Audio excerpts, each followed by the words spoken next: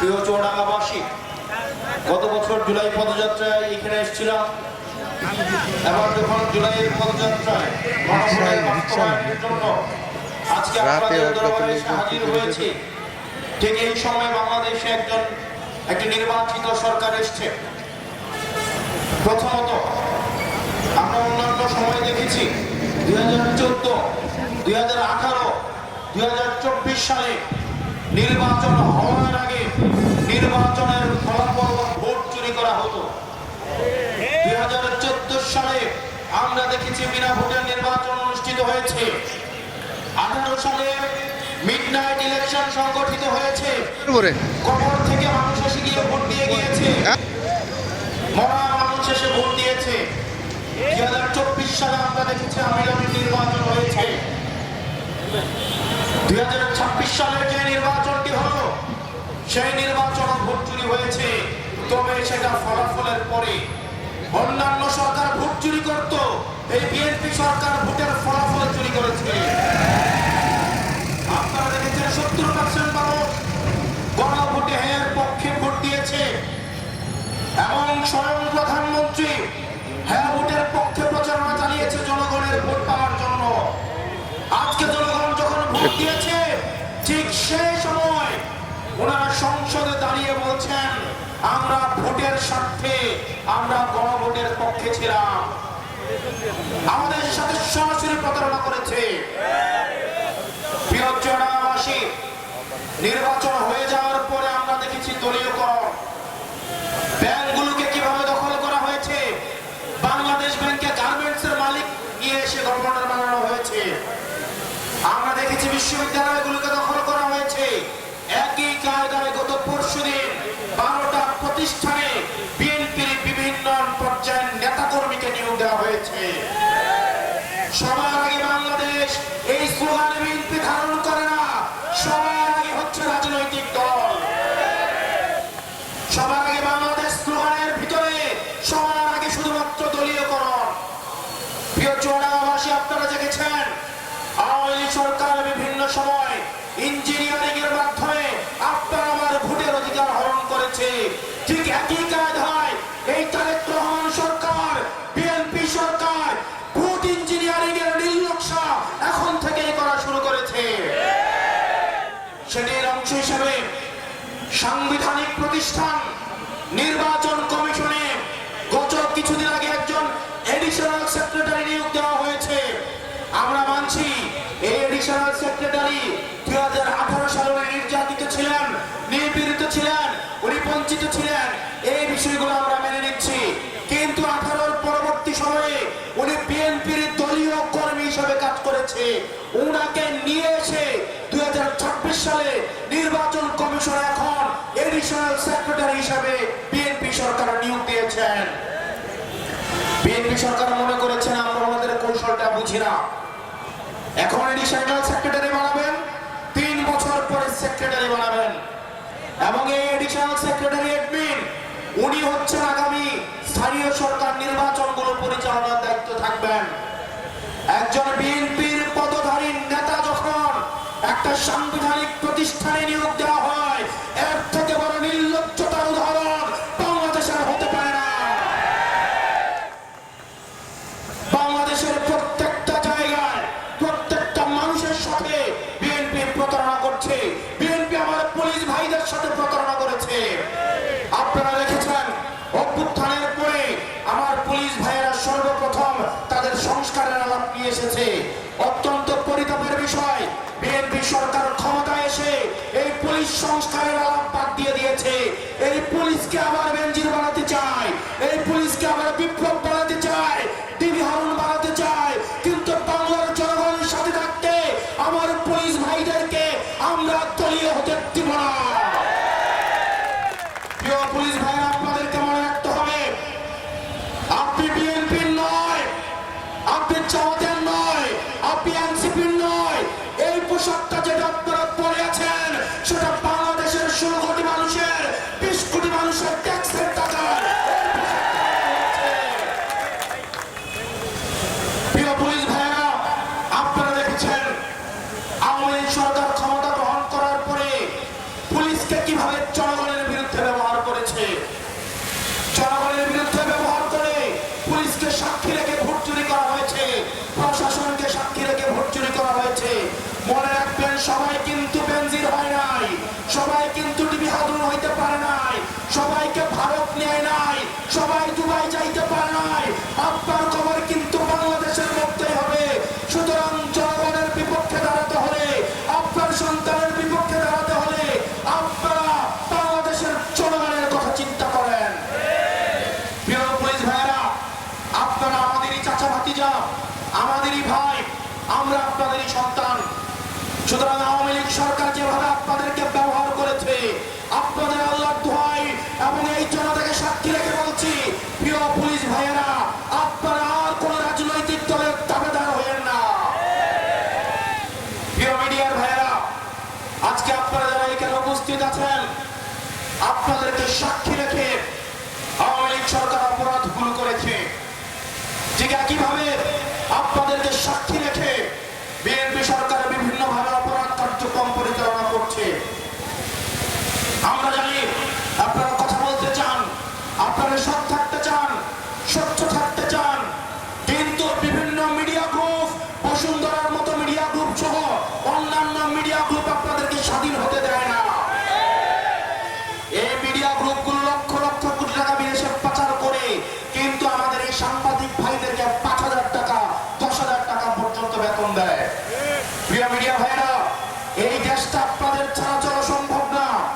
Media কমিশনের কথা, স্বাধীন মিডিয়া কমিশনের কথা কিন্তু আমরা বলেছিলাম। অত্যন্ত পরিতাপের বিষয়, বিএনপি মিডিয়াকে কুক্ষিগত করার জন্য বিএনপি এই স্বাধীন মিডিয়া কমিশন হইতে দিবে না। প্রিয় চুয়াডাঙ্গাবাসী, আপনারা দেখেছেন বিএনপি সরকার আরেকটা অপকর্ম করেছে। জনগণের ভোটে জনগণ যাদেরকে রেড কার্ড দেখিয়েছে, জনগণ ভোটে যাদেরকে পরাজিত করেছে, এই বিএনপি সরকার ক্ষমতায় এসে তাদেরকে বিভিন্ন জায়গায় প্রশাসক পদে বসাচ্ছে এবং তারা প্রশাসক পদে বসে তারা বিএনপির এই দলীয় পরিচয়কে ব্যবহার করে মাদক ব্যবসা, টেন্ডারবাজি এবং চাঁদাবাজিতে যুক্ত হচ্ছে। জনগণ যাদেরকে রেড কার্ড দিয়েছে, যাদেরকে প্রত্যাখ্যান করেছে, দলীয়ভাবে নির্বাচিত প্রতিনিধির উপরে এভাবে অনির্বাচিতদেরকে চাপিয়ে দেওয়া যায় না।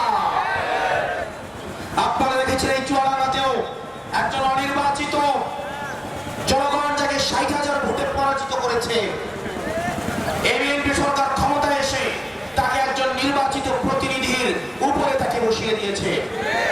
এটা আমাদের জন্য লজ্জার। আর মানুষই তো আপনাকে প্রত্যাখ্যান করেছে, 60,000 ভোটে প্রত্যাখ্যান করেছে। বিএনপি সরকার নির্বাচনের আগে বলেছিল 1 কোটি কর্মসংস্থান নাকি 1.5 বছরে করবে। 1 কোটি কর্মসংস্থান, আপনারা কয়টা কর্মসংস্থান পাইছেন? কয়টা পাইছেন? আমার মা বোন কি কোনো কর্মসংস্থান পাইছে? তরুণরা কোনো কর্মসংস্থান পাইছে? এই বিএনপি সরকার কর্মসংস্থানের পরিবর্তে মাদককে উন্মুক্ত করে দিয়ে এই তরুণ প্রজন্মকে ব্যস্ত রেখেছে। এবং যিনি স্বরাষ্ট্রমন্ত্রীর দায়িত্ব পালন করছেন, ওনার যে অঞ্চলটা রয়েছে এটা মাদকের কারখানায় পরিণত হয়েছে। প্রিয় চুয়াডাঙ্গাবাসী, যেহেতু আমাদের জাতীয় নাগরিক পার্টির সম্মানিত সেক্রেটারি আজকে উপস্থিত হয়েছেন, আমরা বক্তব্য দীর্ঘায়িত করব না। উনি ওনার প্রয়োজনীয় দিক নির্দেশনা সহ অন্যান্য বিষয় আমাদেরকে বলবেন। দিন শেষে আজকে আমরা আপনাদের কাছে এসেছি আমাদের জন্য সাহায্য চাওয়ার জন্য। আমরা ক্যান্টনমেন্ট থেকে কোনো গড়ে ওঠা রাজনৈতিক দল নয়, ব্যবসায়ীদের নিয়ে গড়ে ওঠা কোনো রাজনৈতিক দল নয়। ক্ষমতায় থেকে ক্ষমতাকে ব্যবহার করে ক্যান্টনমেন্ট থেকে আমি এই রাজনৈতিক দল গঠন করা হয় নাই। আমাদের যেহেতু জনতাকে নিয়ে আমাদেরকে সাথে চলতে হবে, সুতরাং আমরা এই রাজনৈতিক দলটার একমাত্র ওনারশিপ হচ্ছে এই জনতা। এই রাজনৈতিক দলের কোনো ওনারশিপ কোনো পরিবারের কাছে নেই। এই রাজনৈতিক দলের ওনারশিপ কোন নির্দিষ্ট ব্যক্তির কাছে নয়, নির্দিষ্ট কোন কোম্পানির কাছে নয়। এনসিপির একমাত্র ওনার হচ্ছে বাংলাদেশের জনগণ। সুতরাং আজকে আপনারা যারা রয়েছেন, চাকরিজীবী, পেশাজীবী, শ্রমজীবী, বেকার ভাই, যারা স্বপ্ন নিয়ে দিন চলছেন, আমার তরুণরা যারা আজকে এখানে দাঁড়িয়ে আছেন, যে ভাইটা এনসিপি করেন না কিন্তু রিক্সা থামিয়ে আমাদেরকে দেখছেন, যে রিক্সাওয়ালা ভাই 500 টাকা ইনকাম করলে 100 টাকা বিএনপির ছাত্রদল যুবদলের চাঁদাবাজরা ধরে নিয়ে যায়, আমরা আপনাদেরকে বলছি আমাদেরকে আপনারা সহায়তা করেন। আমরা আপনাদের সহায়তা নিয়ে বড় হতে চাই।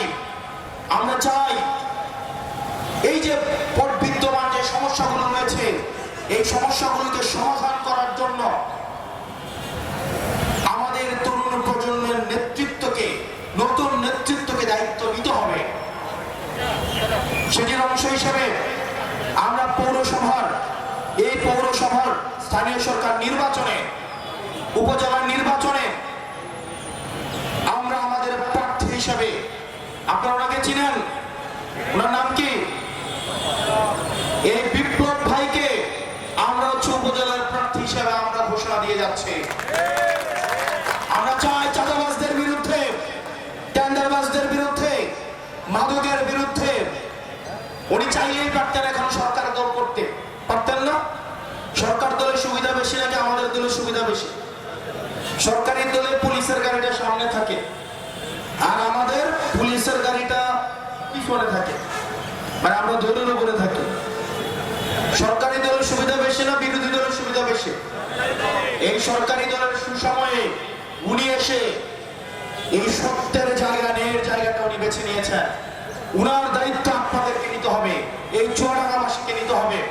এবং চুয়াডাঙ্গার প্রশাসন, ডিসি যিনি আছেন, আপনাদের যে দলীয় লেজুর বৃত্তির আপনারা যে উদাহরণ তৈরি করে যাচ্ছেন, এগুলো টেক্সট বুক এক্সাম্পল হিসেবে থাকবে। আপনারা তো ডিসি, জনগণের ডিসি হইতে পারছেন না, চুয়াডাঙ্গার ডিসি। আপনি হচ্ছেন বিএনপির ডিসি। আপনারা বিএনপির ডিসিতে পরিণত হয়েছেন। মনে রাখবেন, সিজন সবসময় একরকম যায় না। ডিসি জনতার হইতে হবে, মাথায় রাখতে হবে। আপনি শুধু বিএনপির ডিসি না, আপনি জামাতের ডিসি না, এনসিপির ডিসি না। সরকারের পক্ষ হয়ে জনগণের হিসাব বুঝিয়ে দেওয়ার জন্য জনতার বেতন দিয়ে আপনাকে এখানে চাকরি দেওয়া হয়েছে। সেজন্য এরকম আওয়ামী লীগের অনেক ডিসি ছিল, এখন সচিবালয়ে বিভিন্ন ডেস্কের মধ্যে চিপায় চাপায় পালায় বেড়ায়। সুতরাং আপনারা যেভাবে লেজুর বৃত্তি, যেভাবে দলদাসে পরিণত হয়েছেন, এই বিষয়ে কিন্তু বাংলাদেশের জনগণ, চুয়াডাঙ্গাবাসী কিন্তু এগুলো দেখছে। সুতরাং এই ডিসি, চুয়াডাঙ্গার যিনি ডিসি আছেন, আমরা বিশ্বাস করতে চাই পেশাদারিত্বের সাথে আপনার যে দায়িত্ব, সকল দলের সাথে, সকল মতের সাথে আপনি সেই পেশাদারিত্বের পরিচয় দিবেন। আমরা আপনাদেরকে সহযোগিতা করতে চাই। একই সাথে সাথে আমাদের বিপ্লব ভাইয়ের দায়িত্ব আপনাদেরকে দিয়ে পরবর্তীতে বাংলাদেশের স্বপ্ন নিয়ে, যে বাংলাদেশ আমাদেরকে আপনাদেরকে নিয়ে গড়তে হবে, সেই বাংলাদেশের অঙ্গীকার আপনাদের সামনে রেখে আমি আমার বক্তব্য শেষ করছি। আপনারা সবাই ভালো থাকবেন, সুস্থ থাকবেন। আপনাদের সাথে বৈষম্যহীন বাংলাদেশে দেখা হবে। আসসালামু আলাইকুম ওয়া রাহমাতুল্লাহি ওয়া বারাকাতুহু।